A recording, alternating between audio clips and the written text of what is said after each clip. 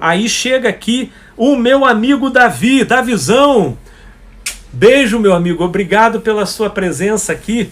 O Davi escreveu o seguinte: existe a possibilidade de um auto-engano mútuo do casal, na fuga de ambos não quererem olhar para a realidade da crise perene,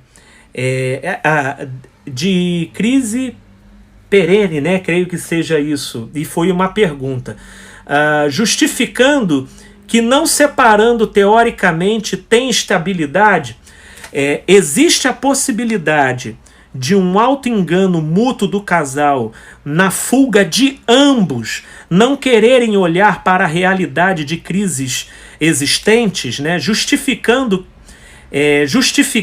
que em não separando teoricamente tem estabilidade, sem sombra de dúvida, Davizão. Se eu bem entendi a construção da sua questão, sim, a permanência de um casal que não se entrosou, porém ambos apresentam uma estranha cumplicidade em querer permanecer, mesmo que ambos disponham da constatação de que a coisa não dá certo, muitas vezes isso vai operar por aquilo que a gente chama de relação pelo padrão de simpatia.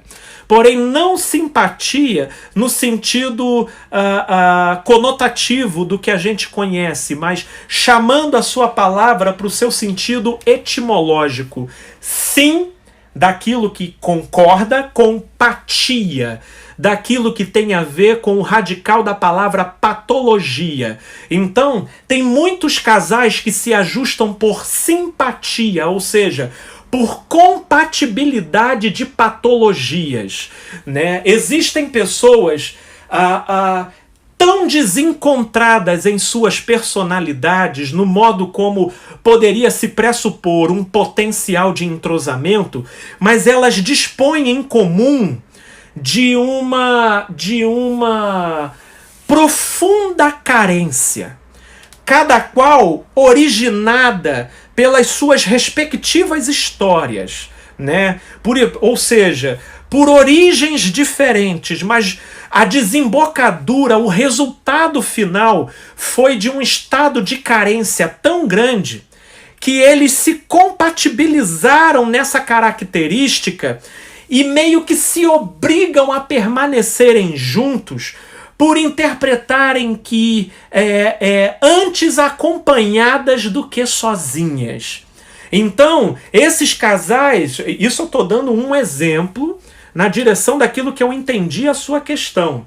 Então, esses casais, eles estão juntos por simpatia, pelo entrosamento das suas patologias, né? Por exemplo, uma outra questão.